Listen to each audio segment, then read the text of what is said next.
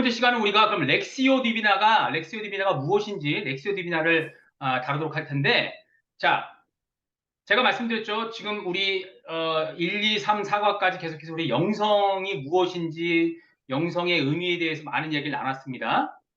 그리고 이제는 우리가 지난주부터 시작해서 구체적으로 그러면 영성을 우리가 어떻게 훈련하는지, 영성 수련의 그런 여러 가지 과정과 방법들을 지금 다루고 있는 겁니다. 그래서 지난주는 영성 수련의 가장 기초인 고독과 침묵을 다룬 거고, 오늘도 영성 수련의 방법으로서 우리가 렉시오 디비나를 우리가 배우는 거예요. 자, 그런데 왜 렉시오 디비나를 꼭 배워야 하는가라는 질문이 생길 수 있잖아요. 뭐 내가 그걸 꼭 할 필요 있어라는 의문을 가질 수 있잖아요.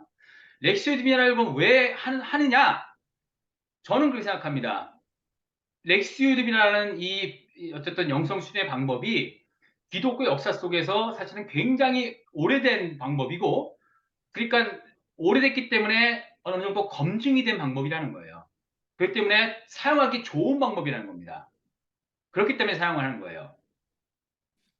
아셨습니까? 자, 그러면 이게 렉시오 디비나가 어떻게 시작되는지 잠깐 보자면, 5세기에 베네딕토 성인이라는 사람이 있었어요. 근데 베네딕토라는 사람 분께서 베네딕토 수도회를 만듭니다. 그리고 5세기경부터 사실은 이 베네딕토란 분이 수도회의 아버지라고 불릴 정도로 굉장히 수도회 전통에서 중요한 분인데, 그 베네딕토 수도회에서 그러면 성경을 우리가 말씀과 기도 생활을 어떻게 할 수 있을 것인가 고민을 하다가 만들어내는 방법이에요. 5세기경, 정확히 6세기경에 이제 5세기가 아니라 정확히 얘기하면 6세기일 겁니다. 뭐 비슷하지만 6세기경에 행하던 말씀과 기도의 방법이에요. 그러니까 거의 한 뭐 1500년 가까이 된 오래된 전통이라는 겁니다. 그래서 베네딕토에는 여러분 한국의 분도 출판사라고 들어봤을지 모르겠어요. 카톨릭에서 좋은 책을 많이 내는 출판사인데, 그 분도 출판사가 바로 베네딕토회에서 운영하는 출판사예요. 자, 근데 그렇기 때문에 한 1500년 가까이 흘러내려온 전통이고, 용어적으로는 렉시오가 뭐냐면 읽기예요. 읽기. 독서란 말입니다. 렉시오가. 디비나가 신적인 거룩한 그런 뜻이죠. 그래서 이걸 합쳐서 렉시오 디비나를 한국말로는 거룩한 독서, 그리고 그걸 줄여서 성독, 그렇게 표현하기도 합니다. 근데 일반적으로 많이 사용하는 거는 거룩한 독서라는 걸 많이 사용해요. 베네딕토회에서 사막 교부들이 그 사막에서 하나님을 만났던 기도와 말씀을 읽는 방법들을, 그 전통을 이어서 일종의 영성순의 방법을 만들어낸 거죠. 그렇죠? 그래서 렉시오 디비나는 라틴어입니다. 라틴어. 그 당시에 용어가 라틴어였기 때문에 라틴어로 거룩한 독서, 즉 성경을 읽는다는, 거룩한 성경을 읽는다는 뜻이지만, 좀 더 정확하게 엄밀하게 따지면 그것은 읽는 것보다는 말씀을 듣는 훈련이에요. 듣는 훈련. 아시겠어요? 내가 읽지만 읽음으로 말씀을 듣는 훈련입니다. 하나님께서 들려주는 말씀을. 그래서 토마스 키팅이라는 분께서, 토마스 키팅이라는 신부가 이렇게 얘기했습니다. 렉시오 디비나의 실천은 무언가를 배우거나 말씀을 공부하는 목적이 아니라 그리스도를 만나려는 열망을 품고 정성으로 행하는 말씀 읽기다. 이렇게 표현하고 있어요. 그러니까 이 렉시오 디비나에서 가지는 그 성경 읽기와 기도는 내가 무언가 막 배워보려고 하는 성경 공부나 그런 차원이 아니라는 거예요. 그런 접근이 아니라는 겁니다. 뭐냐?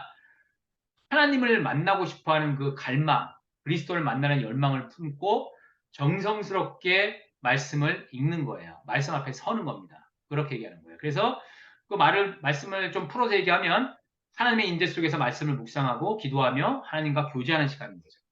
그렇죠? 하나님과 교제하는 시간. 그리고 말씀을 통해서 그리스도를 생생히 느끼고 관계를 더 깊게 하는 방법인 거죠. 다른 말로 하면 말씀과 기도를 통해 하나님의 현존을 깊이 경험하는 방법. 그래서 성경을 내가 이해하려고 하거나 성경을 연구하려고 하거나 공부하려고 하는 게 아니라 그 읽은 말씀 속에서 하나님께서 나에게 어떠한 말씀을 들려주시는가, 어떠한 마음을 주시는가, 그것을 듣기 위해서 내가 열망하고 갈망하는 마음으로 있는 거예요. 그겁니다. 렉세디비나는. 그래서 성경 전체를 다 읽으면서 당연히 하겠죠. 하지만 특별히 이 수도사들은 시편을 가지고 렉세디비나를 많이 했습니다. 시편을 읽으면서 시편을 암송하면서 렉시오 디비나를 많이 했어요. 그래서 시편이 굉장히 중요한 렉시오 디비나의 중요한 부분이고요. 그리고 수도에서도 예전부터 내려오던 좋은 그 영성 고전들 있잖아요. 그 고전들을 읽고 묵상하기도 했습니다. 그것을 가지고 렉시오디비를 하게 됐어요. 그리고 그런 좋은 책을 가지고 렉시오디비를 하는 것도 저는 좋다고 생각합니다. 그래서 저는 어떻게 하냐면 성경 가지고 당연히 렉시오디비를 하지만 우리가 읽는 그들은 침묵으로 말한다. 저는 이 책을 가지고 렉시오디비를 합니다. 그래서 아시다시피 짧잖아요. 한 장씩 짧으니까 뭐 말씀을 읽고 나서 할 때도 있고 요걸 짧은 거를 읽고 나서 이걸 계속 깊이 묵상할 때도 많습니다. 그래서 꼭 성경만 가지고 할 필요는 없습니다. 성경을 가지고 하는 게 기본이겠지만 성경 말고도 이렇게 이 영성 고전 아주 좋은 책들이 많으니까 그런 좋은 책을 가지고 하는 것도 괜찮습니다. 네. 자, 그리고 우리가 렉시오디비라는 그 용어가 조금 어색할 수 있습니다. 들어보신 분도 계실 거고 안 들어보신 분도 계실 거예요.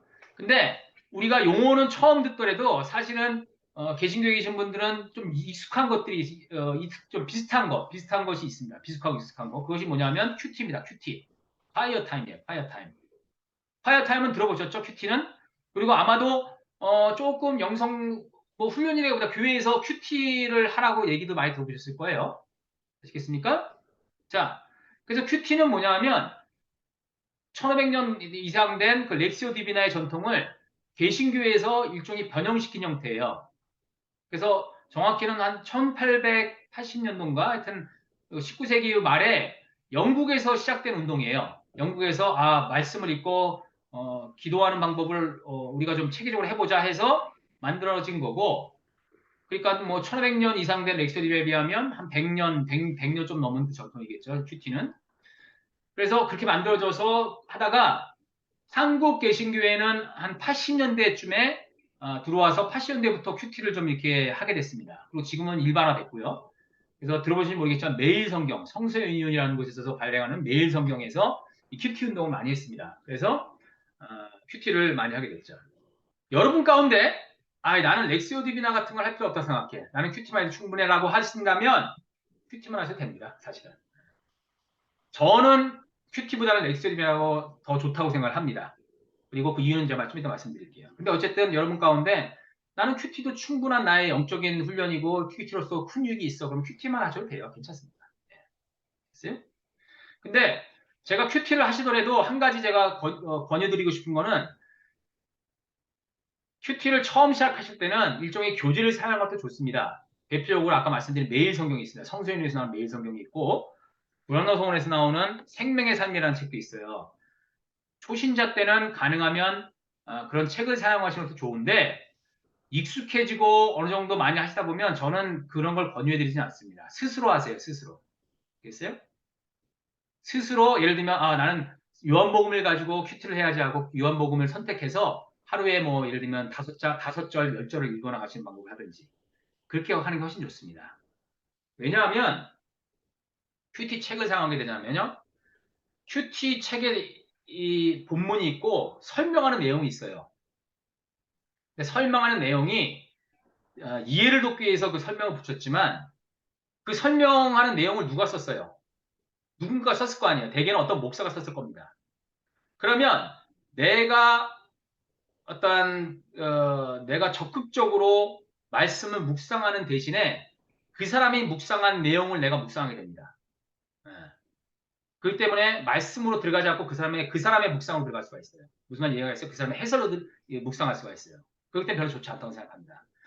그리고 특히 생명의 삶이라는 책이 좀 안 좋은 거는 요즘도 그게 하는지 모르겠어요. 저도 안 보지 너무 오래돼서. 근데 그 예화가 있어요. 예화. 그날 본문에 관련된 예화가 있는데 그 예화 같은 거는 안 좋은 예화도 되게 많고 별로 중요하지 않은 예화를 자꾸 보게 돼요. 그러면 말씀을 묵상해야 되는데 해설을 묵상하고 읽고 예화를 자꾸 생각하게 돼요. 안 좋습니다. 별로. 아시겠어요? 그래서 저는 큐티를 하시더라도 스스로 혼자서 성경 본문을 가지고 하는 것 그것이 저는 되게 좋다고 생각합니다. 됐어요? 그리고 여러분 그렇게 하다 보면 때로는 말씀을 오해할 수도 있어요. 잘못 갈 수 있습니다. 저는 그래도 괜찮다고 생각합니다. 선하신 하나님께서 우리 안에 살아계신 하나님께서 말씀을 내가 잘못 오해하면 또 나중에 교정해 주시고 바른 길로 인도해 주세요. 그런 믿음도 없이 무슨 성경을 어떻게 읽겠습니까? 괜찮습니다. 오해해도. 아시겠어요? 그래서 저는 어떤 목사들이 평신도들이 큐티를 자꾸 해서 성경을 자꾸 잘못 이해하고 잘못 해석했기 때문에 그래서 큐티에 나중에 뭐 적용인데 적용을 잘못하기 때문에 큐티가 별로 안 좋다, 위험하다 뭐 이렇게 얘기하는 사람도 있어요. 저는 동의하지 않습니다. 저는 그게 목사들의 교만이라고 생각합니다. 뭐 목사들은 자기들이 해석하는 거는 뭐 항상 잘 해석합니까? 자기들도 오해할 때도 있는데. 그렇죠? 누구든 하나님께서는 하나님 믿는 모든 사람들에게 그 영혼에 직접적으로 음성을 들려주시고 가르쳐 주십니다. 그리고 모든 사람은 하나님의 음성을 충분히 듣고 분별할 수 있는 영적 능력이 있습니다. 되겠어요? 그렇기 때문에 여러분들 스스로 큐티를 말씀을 묵상하고 하는 것들이 굉장히 좋습니다. 직접 하세요. 괜찮습니다. 그리고 아까 우리 최 목사님과 얘기 나눴듯이 분별은 필요합니다. 분별은. 어쨌든 자 그래서 어떻게 보면 이렇게 스스로 하는 게 다시 말씀드리면 위험할 수 있어요. 여러분 근데 영성생활이라는 것 자체가 위험한 거예요. 그렇죠? 보이지 않는 길을 내가 찾아가는 것이고 영적인 여정을 걸어가는 겁니다. 그 길을 찾아가는 거예요. 그리고 그 여정 속에서 때로는 잘못 갈 수도 있고 위험한 데 빠질 수도 있어요. 괜찮습니다. 우리는 믿는 게 뭐예요? 선하신 하나님께서 우리 안에 살아계시고 선한 길로 인도하신다는 것을 믿고 가는 거죠. 아멘. 하시면 좋을 것 같고요. 자, 그러면 큐티와 렉시오 디비나의 다른 점이 뭐냐면요. 두 개 다 처음에 먼저 읽는 것입니다. 그 다음에 묵상하는 거예요. 그 다음에 기도하는 겁니다. 근데 큐티는 적용을 나갑니다. 적용. 렉시오 디비나는 적용 대신에 관상으로 나갑니다. 그게 다른 거예요. 됐습니까? 두 개 다 읽기와 묵상과 기도의 순서로 가지만 마지막에 큐티는 적용이고 렉시오 디비나는 관상으로 들어갑니다. 그게 다른 거예요. 그래요? 자, 그럼 큐티는 왜 적용으로 갔느냐? 뭐 이건 여담이지만 아까 지난번에 제가 말씀드린 관상이라는 것 자체가 좀 막연하기도 하고 그리고 어떤 면에서는 관상 기도 속에서 여러 가지 분별이 안 돼서 잘못된 길로 가는 역사도 있었고 했기 때문에 사실은 관상을 하지 말라는 그런 게 있었어요. 카톨릭에서도 그렇고 또 개신교회는 관상을 받지 않았죠. 그래서 그렇기 때문에 관상이라는 개념을 안 받아야 됐기 때문에 대신에 우리가 그러면 좀 개신교는 좀 이렇게 열심히 행동하는 걸 좋아하잖아요. 전도하고 선교하고 좋아하기 때문에 그러면 우리가 행동하는 적용을 하자. 그렇게 해서 이제 적용을 나가는 겁니다.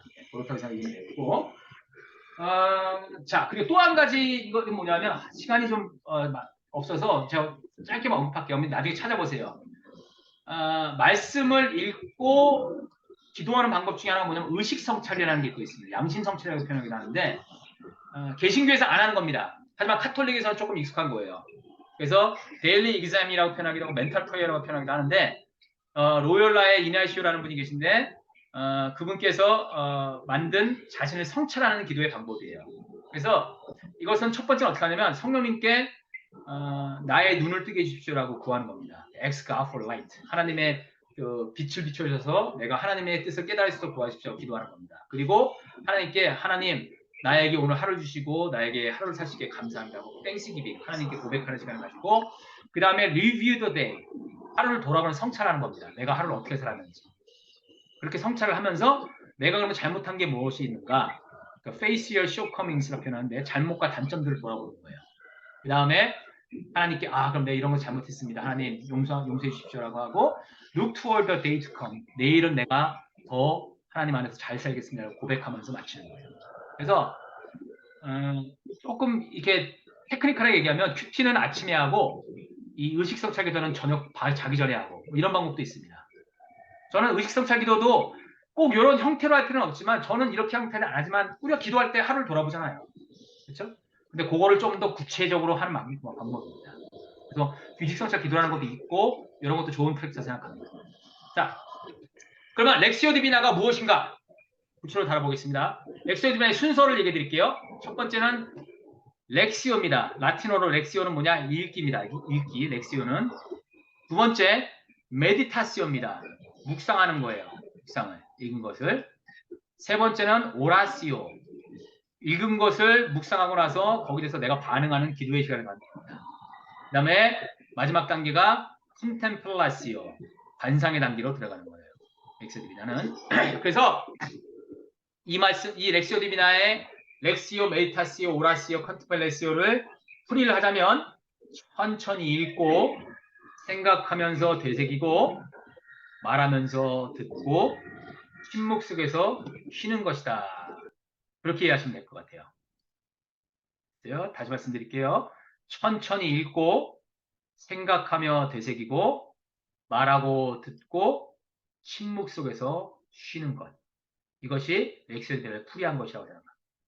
풀이한 것이라고 이해하시면 될 것 같습니다. 오케이? 자, 그리고 이 렉시오디비나를 단계로 말씀드렸잖아요. 그래서 처음에는 읽고 그 다음에 묵상하고 그 다음에 기도하고 관상으로 나가고 이렇게 단계로서 할 수도 있지만 또 동시에 단계가 아니라 이걸 반복적으로 할 수도 있어요. 그래서 일종의 선으로 할 수도 있지만 원으로 할 수 있다는 거예요. 원으로 할 수도 있다는 거예요.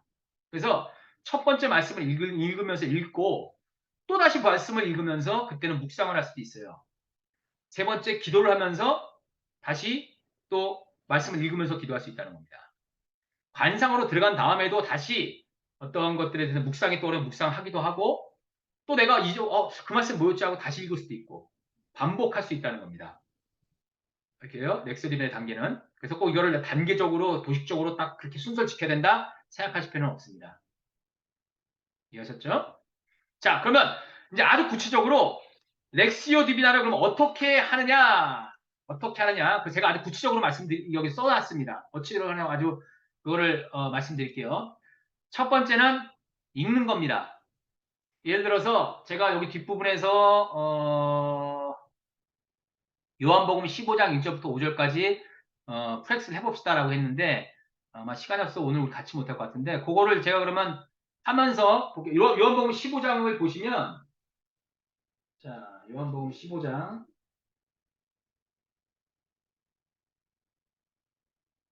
자 15장 1절부터 예를 들어서 이겁니다. 처음에 읽는 겁니다. 내가 참 포도나무여 내 아버지는 그 농부라. 무릇 내게 있어 과실을 맺지 않는 가지는 아버지께서 이를 제해 버리시고 무릇 과실을 맺는 가지는 더 과실을 맺게 하려 하여 이를 깨끗하게 하십니다. 너희는 내가 일러준 말로 이미 깨끗하였으니 내 안에 거하라. 나도 너희 안에 거하리라. 가지가 포도나무에 붙어있지 않으면 절로 과실을 맺을 수 없음 같이 너희도 내 안에 있지 않으면 그리하리라. 나는 포도나무여 너희는 가지니 저가 내 안에 내가 저 안에 있으면 이 사람은 과실을 많이 맺나니 나를 떠나서는 너희가 아무것도 할 수 없습니다. 이렇게 읽는 거예요. 그렇죠? 읽고 소리내서 읽고 선택과 본문을 천천히 읽는 겁니다. 그리고 넥스io 이변에 읽는 것은 목적이 뭐냐면 묵상으로 들어가기 위함입니다. 근데 많은 성경 구절 통독을 하면 깊은 묵상으로 들어가기 힘들어요. 그렇기 때문에 지금 제가 드린 것처럼 한 5절, 더 적게는 3절도 괜찮아요. 아니면 1절도 좋습니다. 근데 가능하면 10절 이상 안 나는 게 좋습니다. 그러면 묵상으로 들어가기 힘듭니다. 그래서 긴 구절보다는 짧은 구절 그런 것들을 선택하시는 게 좋습니다. 그리고 그 선택한 본문 지금 제가 한 번 읽었잖아요. 그러면 또 2번째 읽는 겁니다. 또 3번 읽는 겁니다. 계속해서 반복해서 읽는 거예요. 이것을 입으로 소리해서 읽어도 되고 눈으로 읽어도 되고 그다음에 마음으로 읽는 것이고. 그럼 그렇게 읽으면서 뭐래요? 본문이 무슨 얘기를 하고 있지? 본문 자체를 계속해서 의미를 파악하는 거예요. 그리고 한 걸음 더 나가면 이 본문 속에서 나에게 말을 걸어오는 것, 이 본문이 나에게 들려주는 말이 무엇인지를 듣는 거죠. 그래서 읽는 게 엄밀하게 얘기하면 사실은 내가 말씀을 읽는 게 아니라 말씀이 나를 읽는 그 방법이에요. 그래서 이게 이제 말씀 묵상으로 연결되는 건데 다시 말씀드릴게요. 내가 지금 나의 눈과 나의 입술로서 본문을 읽지만 읽으면서 내가 지금 영적으로 내가 기대하는 것은 뭐냐?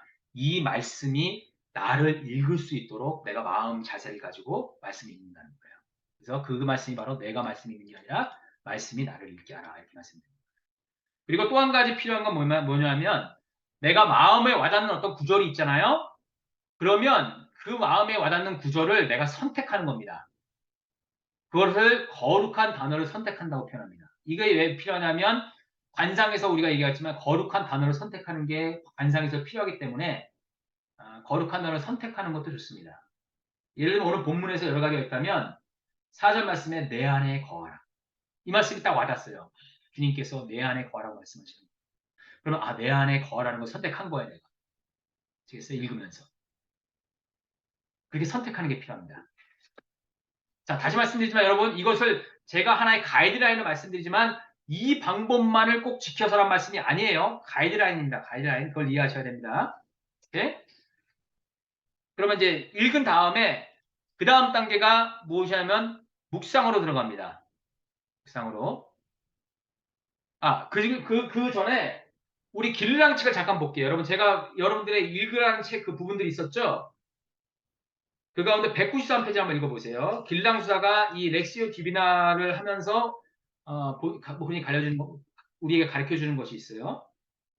193페이지에서 이렇게 얘기합니다. 길랑 수사가 무한하신 사랑이신 영원으로부터 우리를 바라보며 우리를 사랑하고 우리를 원한다는 것을 믿읍시다. 무한하신 사랑 하나님께서 여기에서 무한하다는 낱말이 한계가 없다는 의미에 주목하고 이 낱말이 우리 안에 훨씬 더 깊이 스며들게 합시다.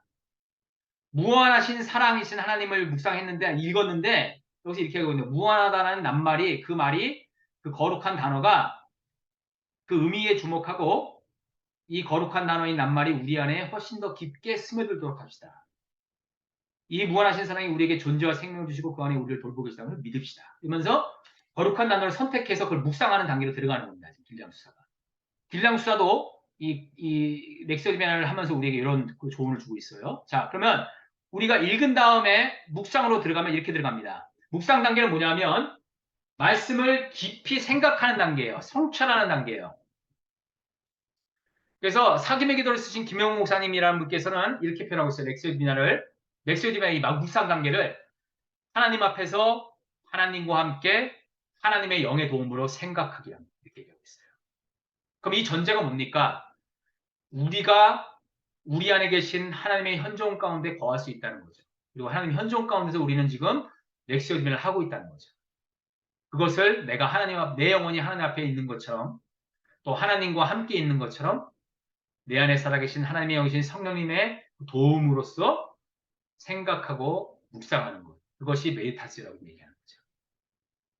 그래서 묵상을 일종의 그림처럼 보여주는 되게 좋은 그게 있습니다. 비유가 있어요. 그건 뭐냐면 소의 되새김질이에요. 소의 되새김질. 여러분 소가 반추동물이라고 합니다. 반추동물. 반추동물은 뭐냐면 되새김질을 하는 동물들을 이 반추동물이라고 얘기하는데 소는 4개의 위장을 가지고 있대요. 4개. 위장이 우리는 하나잖아요. 그래서 우리는 어떻게 해요? 이게 씹잖아요. 막 씹고 나서 어떻게 합니까? 씹은 것을 삼키잖아요. 위장으로 넘어가잖아요. 그럼 끝. 그 다음에 이제 나가는 거죠. 근데 소는 어떻게 하냐면 씹고 나서 이 위장으로 들어가잖아요. 그럼 여기서 먹은 것을 연하게 해서 위장으로 들어가면 여기서도 막 한 다음에 다시 그걸 되새기는 거예요. 데워내는 겁니다. 그리고 또 씹어요, 그걸. 또 내려가는 겁니다. 그런 다음에 또 다시 개어내고 또 씹고 또 이거를 4개의 위장에서 반복을 한다고 한다고 해요. 소는. 다시 되새김질하는 것, 소처럼. 그래서 묵상이 바로 그런 것과 비슷하다는 거예요. 내가 읽은 것을 되새기고 깊이 곱씹고 다시 생각하고 반복하는 거예요. 이걸. 그게 묵상의 단계라고 생각합니다. 그 묵상의 단계를 반복하다 보면요. 내 영혼 속에 내 마음 속에 정말 하나님이 주시는 어떤 마음들, 말씀들, 음성들, 지혜들, 직관들 그런 것들이 다가오게 돼 있어요. 왜요? 우리는 하나님의 영과 함께하는 영적인 존재들이기 때문에. 묵상이 바로 그런 거라고 생각하시면 돼요. 계속해서 생각하는 겁니다. 사실 우리는요, 여러분, 사실 맨날 묵상하는 존재들이에요. 여러분이 묵상을 뭐 특이하게 생각할 필요 없어요. 여러분 맨날 묵상하고 있어요. 뭘 묵상합니까, 여러분? 어떤 사람은 뭐 돈을 묵상하는 사람이 있겠죠. 어떻게 하면 돈을 벌까? 돈을 맨날 묵상하는 사람도 있죠. 청춘 남녀들은 누구야? 자기가 누군가에 대해 관심이 있으면 그 남자, 그 여자를 맨날 계속 묵상하겠죠. 그렇죠? 가정의 중요성을 생각하고 우리 가족을 어떻게 하면 내가 더 가족을 묵상하죠. 아니면 뭐 드라마나 뭐 넷플릭스 좋아하시는 분들은 내가 봤던 어떤 내용을 맨날 생각하고 묵상하죠. 곱씹죠. 그렇죠? 우리는 묵상하는 존재예요. 항상 묵상하고 있어요. 무엇을 묵상하느냐가 중요한 거죠. 무엇을 묵상하느냐. 영적 생활이라는 것은 다른 묵상들을 잠시 내려놓고 우리의 영적 존재의 핵심이 되시는 하나님의 영인 성령님 안에서 그분을 묵상하는 거예요. 그분이 주신 말씀을 통해서.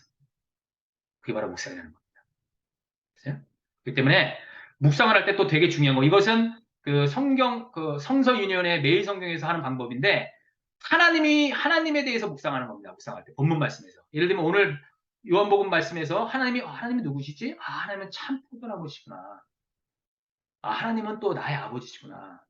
하나님은 농부일 수도 있겠구나. 이렇게 얘기하는 거죠. 그래서 하나님은 누구시지? 하나님은 어떤 분이지? 그래서 여기선 나에게 힘을 주시는 분이구나. 이렇게 하시는지. 하나님은 어떠한 성품을 가지고 계시지? 하나님은 무슨 일을 하시지? 본문 속에서 하나님은 어떠한 뜻을 갖고 계시지? 하나님에 대해서 묵상하는 거예요. 그게 되게 중요합니다. 본문 속에서. 그리고 우리가 잘 아는 육하원칙을 사용하는 거예요. 누가 언제 어디서 무엇을 어떻게 왜 했는지. 그것을 사용해서 그 속에서 내게 주시는 교훈을 찾는 거죠. 지금 말씀드렸는데 우리는 뭘 묵상하고 그 내가 묵상하는 것이 나의 무의식과 영혼에 영향을 준다. 됐어요? 묵상하는 단계입니다. 자, 그 다음에 묵상을 끝난 다음에 그러면 무엇을 하냐? 내가 이제 적극적으로 능동적으로 본문을 갖다가 만났어요, 내가. 그러면 내가 그 속에서 본문이 나에게 해주는 말씀들, 하나님의 음성들, 여러 가지 것들, 그런 것들 내가 이제 하고, 이 단계에서는 또 쓰는 것도 좋습니다, 여러분. 쓸 수 있으면. 쓰는 것도 괜찮아요. 그래서 중요한 핵심 단어 쓰셔도 되고, 아니면 하나님에 대해서 쓰셔도 되고, 좋습니다. 편지 써도 좋고, 여러 가지 거 사용해서 쓰는 것도 되게 좋습니다. 그 다음에 단계가 그럼 뭐냐? 말하는 겁니다. 말하는 거. 기도하는 겁니다. 오라시오. 내가 묵상하고 성찰한 것들에 대해서 내가 응답하는 거죠. 그래서 묵상하면서 내가 깨달은 것들을 기도로 표현하는 거예요. 그래서 이런 거죠. 하나님께서는 참 포도나무셨군요. 그런데 저는 하나님이 포도나무이고 내가 그 포도나무에 가졌는데 그걸 모르고 있었습니다. 그리고 깨닫지 못해서 나를 불쌍히 여주십시오. 하나님께서는 나는 이미 깨끗한 존재라고 말씀하시네요. 내 존재가 하나님 보신 깨끗한 존재라고 내가 깨닫게 하시니 더 감사합니다.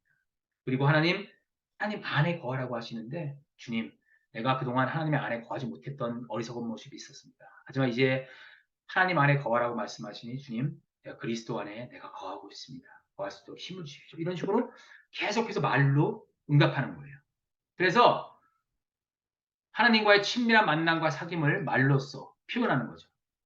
성 안토니오라는 사막교부는 기도는 하나님과의 친밀한 우정 관계라고 표현했어요.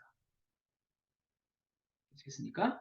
또 나의 입술로 하나님 고백하는 게 중요하지만 또 구체적으로 적용할 수 있는 부분이 있다면 그 부분을 찾는 것, 그것도 또 필요합니다. 그런 거 하시면 좋습니다. 그래서 큐티에 적은 거와 비슷한 건데 내가 그럼 나 이렇게 하겠습니다. 그걸 한번 찾아서 하는 것도 되게 좋습니다. 자, 그런데 이렇게 말씀을 읽고 말씀을 묵상하고 말씀을 기도하는 것은 관상으로 들어가기 위한 일종의 준비 단계라고 이해하시는 것도 필요해요. 이걸 통해서 이제 관상 단계로 들어가는 겁니다. 자, 그래서 토마스 머튼이라는 우리가 여러 번 이야기했던 20세기 관상정통을 되살린 그 토마스 머튼이라는 수사가 이렇게 말합니다. 말씀 묵상은 하나님의 현존을 깨닫는 방법을 알려주고 하나님에 대한 끊임없는 사랑의 관심과 신뢰를 가지도록 이끌어주는 것이 목적입니다. 기도의 핵심은 기도하려는 마음이고 중요한 것은 하나님을 찾고 하나님을 알고 하나님을 사랑하려는 그 열망입니다. 이렇게 표현하고 있어요. 그렇죠? 우리가 계속 반복했던 말을 정리해 준 거죠. 말씀 묵상 하나님은 뭐예요?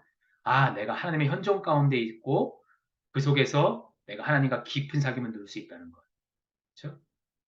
하나님에 대한 사랑과 관심, 그 신뢰를 내가 더 많이 갈 수 있도록 이끌어주는 것이야. 그리고 기도의 핵심은 뭐예요? 기도를 하고자 하는 그 갈망입니다. 의지인 거예요. 그 속에서 하나님을 찾고 알고 사랑하고자 하는 그 갈망. 그거라는 거예요. 네?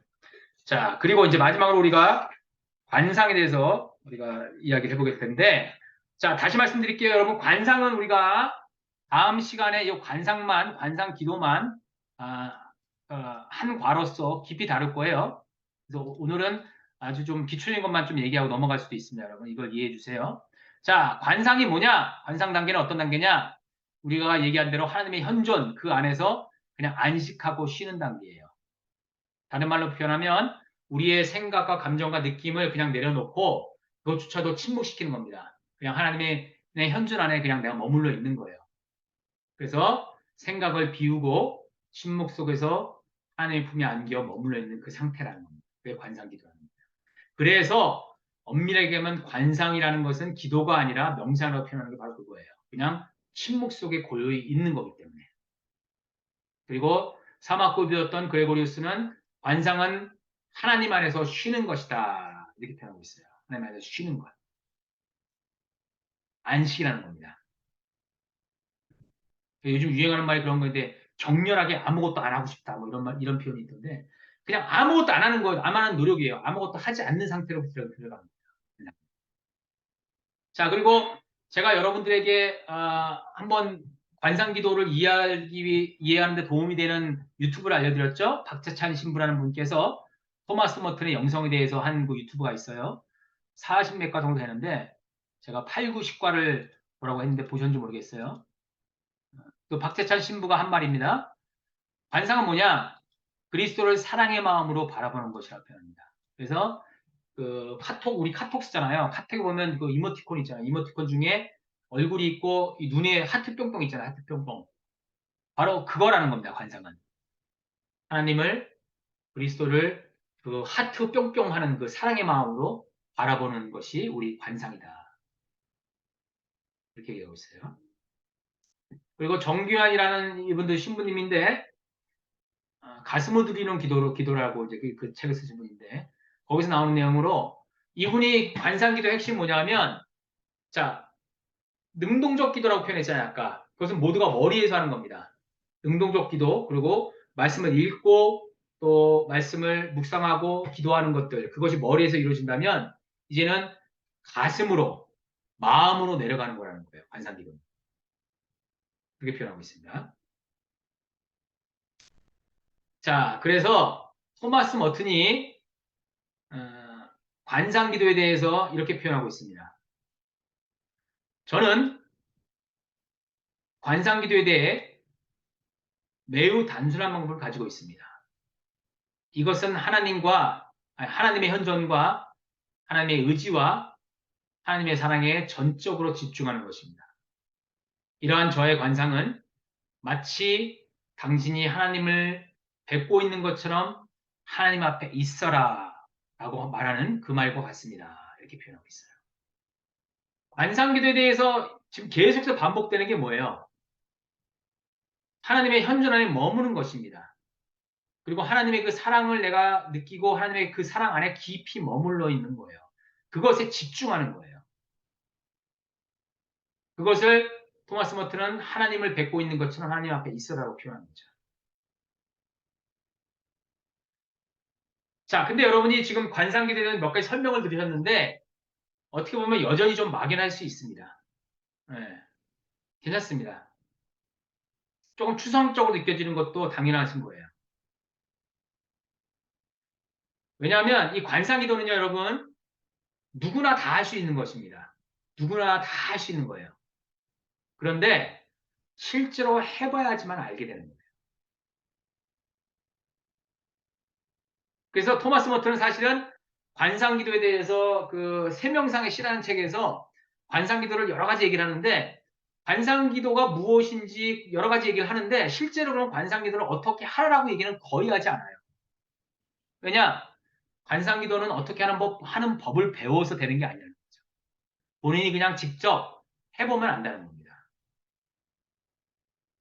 그래서 이렇게까지 얘기해요. 관상을 배우는 가장 좋은 것은 뭐냐? 관상을 배우려 하지 말라는 거예요. 재밌는 말이죠? 관상에 대해서 나누고 관상에 대해서 가르칠 수 있는 여러 가지 그 방법들에 대해서 고민하고 있냐? 그것은 뭐냐? 관상을 가르치려고 하지 말고 관상을 배우려고 하지 말라는 겁니다. 왜? 그것보다 더 중요한 건 뭐냐면 직접 경험을 하고 맛봐야만이 알 수 있다는 거예요. 마치 어떻게 보면 숨 쉬는 것과 비슷해요, 여러분. 여러분 숨 쉬는 거를 배웁니까? 안 배우잖아요. 그냥 자연스럽게 하는 거잖아요. 그렇죠? 그냥 하는 거예요. 숨 쉬는 것을. 그렇기 때문에 숨 쉬는 거 가르칠 필요도 없어요. 자연스러운 거예요. 그런 것처럼 관상도 가르칠 필요 없이 그냥 숨 쉬는 거를 그냥 숨 쉬듯이 해보면 된다는 거예요. 근데 여러분, 이런 게 있어요. 명상을 할 때 우리가 숨을 자연스럽게 쉬지만 깊은 숨을 쉬도록 가르쳐 주는 게 있어요. 복식호흡이라고 하고 단전호흡이라고 표현하는데 깊은 숨을 어떻게 쉬라고 가르쳐 주는 게 있어요. 숨 쉬는 방법을. 그리고 그 깊은 호흡을 하면 건강에도 좋고 기도할 때도 굉장히 좋습니다. 그것과 마찬가지로 관상도 관상을 어떻게 하는지 배우는 것도 또 필요해요. 그렇기 때문에 제가 지금 여러분들의 관상에 대해서 지금 이번 주와 다음 주에 계속해서 말씀을 드립니다. 이미 사실은 어떤 면에서 여러분들은 관상 기도를 많이 경험해 보셨을 거예요. 이게 관상 기도는가를 몰랐을 뿐이죠. 여러분들 찬양을 이렇게 깊이 하신 적 있으세요? 뭐 교회에서도 그렇고 혼자서도 그렇고 기도하면서 찬양을 반복하면서 하신 적 있으실 거 아니에요. 그리고 깊이 기도하다 보면 어느 순간에 그냥 내가 가만히 있게 돼요. 깊이 찬양하다 보면. 예를 들면 누군가 피아노를 쳐주면 그때는 내가 이제 그 피아노 소리 듣기만 하면서 내가 그냥 가만히 있을 때가 있어요. 그러면 가끔씩 어떤 면에서는 정말 하나님의 깊은 임재, 하나님의 깊은 현존을 느끼면서 그냥 가만히 머물러 있던 그 경험도 있을 거예요. 그래서 그냥 침묵 속에서 내가 가만히 있는 거죠. 여러분 그 상태가 사실은 어떤 면에서 일종의 여러분이 관상기도로 들어간 상태예요. 자기도 모르게. 근데 지금 관상기도는 그렇게 우연하게 혹은 무의식적으로 하는 관상기도도 좋지만 그렇게 하는 거지만 이거는 의식적으로 내가 관상기도를 하는 거죠. 자, 그럼 렉시오 디비나의 영적 성숙을 얘기할게요. 한 10분 정도 남았는데. 자, 렉시오 디비나의 중요한 점은 뭐냐? 무엇을 내가 하고 단계를 지키고 이게 중요한 게 아니에요. 중요한 건 하나님을 사랑을 신뢰하고 그 사랑 가운데 머물면서 사랑에 응답하는 것. 그게 제일 중요하다는 겁니다. 그래서 오기스탄 길량수가 이렇게 얘기하는 겁니다. 하나님, 저는 당신이 제 안에 현존하시며 저를 사랑하시고 제게 당신 자신을 내어주고 계시다는 것을 믿습니다. 저도 당신의 사랑에 사랑으로 응답하기 원합니다. 이게 렉시오디비를 하는 마음 자세의 시작과 끝입니다. 그리고 저는 이 기도가 제가 여러분한테 나눠드린 이 책의 전체의 주제의 하나라고 저는 생각을 해요. 하나님, 저는 당신이 제 안에 현존하시며 저를 사랑하시고 제게 당신 자신을 내어주고 계시다는 것을 믿습니다. 저도 당신의 사랑에 사랑으로 응답하기 원합니다. 이거라는 거죠. 렉시오디비나의 마음 자세라는 거예요. 또 한 가지 중요한 것은 렉시오디비를 하면서 여러분 아무것도 느끼지 못할 수 있어요. 상관없어요. 지금 제가 생각했지만 길랑서 이렇게 얘기해요. 실제로 믿는 하나님의 현존을 믿는 것과 하나님의 현존을 느끼는 것은 다르다고 얘기를 해요. 그 중요한 것은 하나님의 현존, 하나님의 함께 하심을 내가 느끼는 것도 좋지만 느낌이 없어도 상관없다는 거예요. 중요한 것은 내가 그것을 믿고 그것을 추구하는 게 중요하다고 얘기를 해요. 렉시오드미아도 마찬가지입니다. 렉시오드미아 한다고 해서 어떤 영적인 어떤 깨달음이나 하나님의 음성을 듣거나 내가 하는 것들이 없을 수도 있어요. 아무런 느낌이 없을 수도 있어요. 상관없어요. 중요한 것은 그것을 내가 렉시오드미아 매일 실천하려는 그 의지가 중요하다는 거예요. 아무것도 일어나지 않아도 하려는 의지. 그게 중요하다는 겁니다. 자, 그리고 까르투시오의 기고라는 또 오래전 영성가가 또 이렇게 렉시오 디비나에 대해서 그 관계, 읽기, 묵상, 기도, 관상의 그 관계를 이렇게 표현했어요. 굉장히 깊은 내용인데 이게 잘 읽어야지 이해가 좀 됩니다. 천천히 한번 읽을 테니까 들어보세요. 묵상이 없는 읽기는 건조하다. 읽기가 없는 묵상은 잘못된 길로 갈 수 있다. 묵상이 없는 기도는 미지근해질 수 있다. 기도 없는 묵상은 열매가 없다. 깊은 기도를 하게 되면 관상에 이르게 된다. 기도가 없다면 관상에 이르는 것은 불가능하다. 읽기와 묵상과 기도의 관상의 관계를 이렇게 설명해 주고 있어요. 제가 여기서 따로 사적으로 안 붙일게요. 여러분들이 한번 이게 무슨 뜻인지 한번 생각해 보시기 바랍니다. 자, 그리고 영적 성숙의 단계가 있는데 이거는 이 신비전통에서 굉장히 많이 사용되는 그 개념이에요. 사실 세 개를 나누는데 정화와 조명과 합일의 단계를 나눕니다. 이게 우리가 영적 성숙을 하면서 거치는 단계라고 얘기해요. 그리고 그 앞에 하나 더 붙이자면 각성이 있습니다. 이 단계가 있어요. 각성은 하나님과 대면에서 내 자아, 내 에고가 끼어지는 단계, 깨달음의 단계고, 정화는 뭐예요? 어두움과 불순종과 죄로 내가 물들어 있는 내가 거기에서 벗어나서 그 정화되고 하나님을 신뢰하는 그 단계로 나갑니다. 보통 이 단계는 그 초심자의 단계라고 얘기합니다. 조명은 단계는 성령의 빛으로 내가 새로운 관점을 가지고 하나님과 함께 동행하는 삶. 하나님께서 나에게 알려주시는 것들, 그 조명으로서 보게 되는 단계예요. 영적인 숙련의 단계라고 표현하기도 합니다. 그리고 마지막으로 하나님과 연합되고 하나님과 하나 되는 합의 단계로 나아가는 겁니다. 그리고 그렇게 되면 결과적으로 마지막은 다른 사람을 위한 삶을 나아가는 합의 단계로 나아간다. 자, 근데 여러분 렉시오 디비나를 하면서 이 각성, 정화, 조명, 합의의 단계 이거는 단계는 인생의 전혀 전통에서 이루어지는 단계예요. 근데 이것을 렉시오 디비나를 하면서도 그 순간에 경험할 수 있다는 겁니다. 내가 말씀을 읽고 내가 잘못했구나 깨닫고 회개하는 거죠. 각성의 단계를 하는 거예요. 그리고 내가 그 깨달음을 통해서 기도하다 보니까 내 영혼이 정화되는 그렇죠? 그걸 회개하고 나서 정화하는 그 과정으로 들어갈 수가 있어요. 렉시오 디비나에서. 그리고 말씀 묵상을 통해서 하나님께서 들려주신 음성을 내가 환하게 듣는 조명의 단계로 나가는 거예요. 그리고 관상의 단계로 깊은 단계에 들어가면 내가 그 순간에 하나님과 하나됨 속에서 머무는 단계가 돼요. 그래서 깊은 관상으로 들어가면 이 하나님과 하나된 그 경험들을 하게 됩니다. 엑스비를 통해서 그걸 가능할 수 있다는 겁니다. 자, 오케이. 영적 성숙의 단계를 이렇게 하고 자, 마지막으로 예레미야 7의 요점을 우리가 다시 한번 정리할게요. 요점을 제가 말씀드리겠습니다. 다시 한번 보면 렉스비를 하는 이유는 뭐냐? 하나님 안에서 하나님과 사귐을 누리기 위함입니다.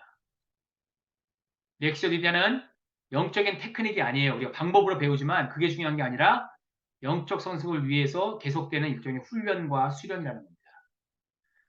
렉시오디비아는 순서와 형식에 꼭 얽매일 필요가 없다는 겁니다.